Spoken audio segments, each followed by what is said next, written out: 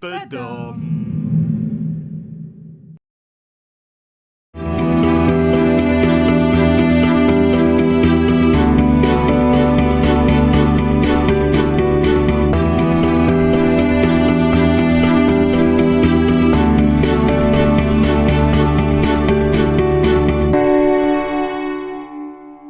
So to get in here, you get dropped off in sort of the main little bit of town there, and then you just walk down towards the barriers. It's at the moment, as of May 2025, it's 100 Turkish lira each to go through the barriers on foot. So that's, and I'll take a picture of that in a minute for you folks, all the different prices depending on what vehicle you've got. But yeah, it was 100 lira, so that's about £2 each. And once you come in, there are some toilets on the right hand side, about 3-4 minutes walk down, yeah, something like that.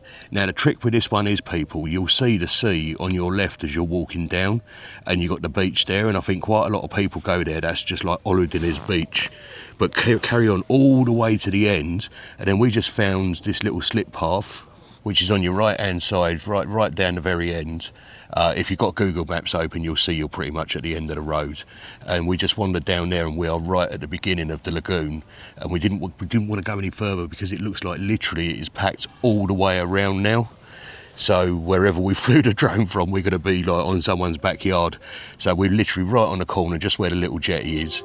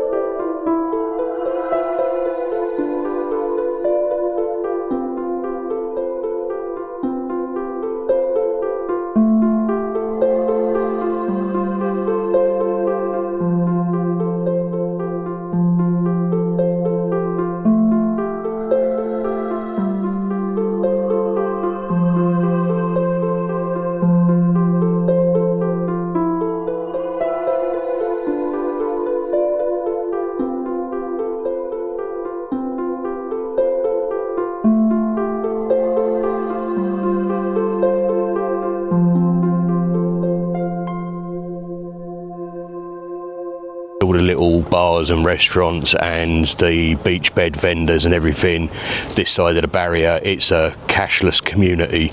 So when you come in, you have to buy like little cards that you can then top up, and then you just return the card at the end of the day.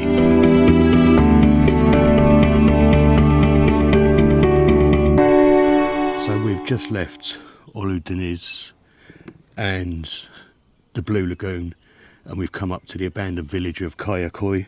It's also known as the Ghost Village. I'll tell you a little bit more about that in a minute. it's amazing. But yeah, it feels like it's a far cry. It is a tourist attraction, don't get me wrong. Yeah, But it's a different feeling, isn't it? yes, The Blue Lagoon was lovely to look at, you know. Chalish Beach, Jiva Beach Resort. It's very much, you know, happy holiday. And here it just feels a bit eerie, and there's such a sad past to it. it does, but I don't know. I don't know. It's really odd, really weird feeling. Yeah, I mean, the last time I felt like it's not the same feeling, but it's feeling something that I don't know what it is, was probably when we visited Ground Zero. Yeah, So let me flick you around and show you a bit of this. it's just so big, isn't it? Yeah.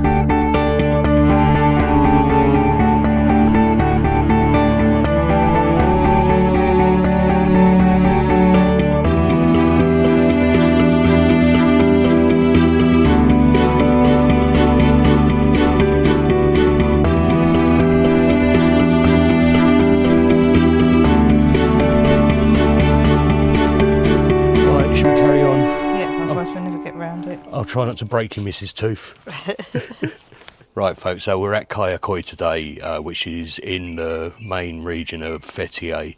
So we're about 15 minutes drive away from Chalice where we're staying, and this is the abandoned village of Kayakoy, also known as the Ghost Village. Now this place has got a pretty sad history, so I've got some notes that I'm going to refer to. If I get any of this wrong, it's not disrespectful or intentional. You're going to have the Greek truth, the Turkish truth, and then the experience of every individual person, and Mrs. Tooth's got a fly all over her face, hence the camera shake. So, you know, none of us are ever going to know the truth, but there are some purported facts out there on the internet about this place. So I just want to give you a sense of that.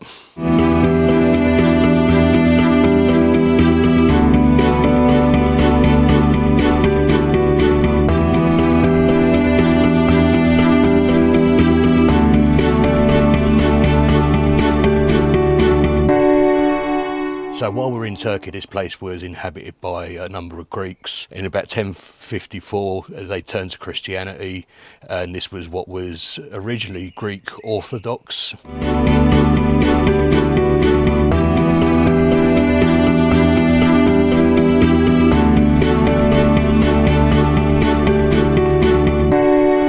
The country was still run and ruled in Turkey by the Turkish Muslim Ottomans from the Ottoman Empire, but it was peaceful. There wasn't an issue. And then in 1919 to 1922, you had the Greek-Turkish War, and a lot of the Greek Orthodox folk who lived in this village were exiled to be purportedly sent back to Greece in, I guess, what today we would call prisoner of war exchange. It was moving the Greek people out of Turkey and the Turkish people out of Greece, and doing that sort of trade. Unfortunately, quite a number of people ended up in forced labour camps, or were marched down to the coast and died along the way.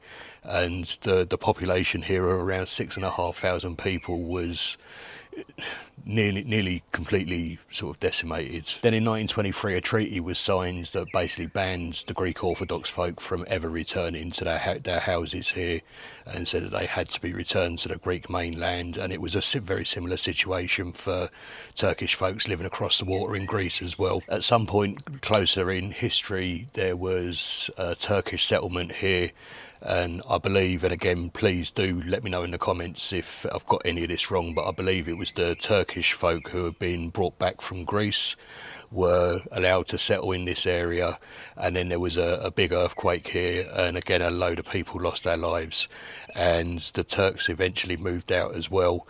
And I think there may have been one other settlement as well, but effectively now this place is just left to rack and ruin. It is quite a sad history, but you know, it's the times that we went through, and just to see it now, you know, it's not. I don't think there's any investment in it. It's just left to go, and we paid. What did we pay? 270 lira for both of us. Yeah. So it's about £5.40 to come in and just wander around. So you know, it sort of pays for itself, I guess, in sustaining the community in the valley below, in the tourist shops and the bars and cafes. But other than that, it's a pretty haunting place.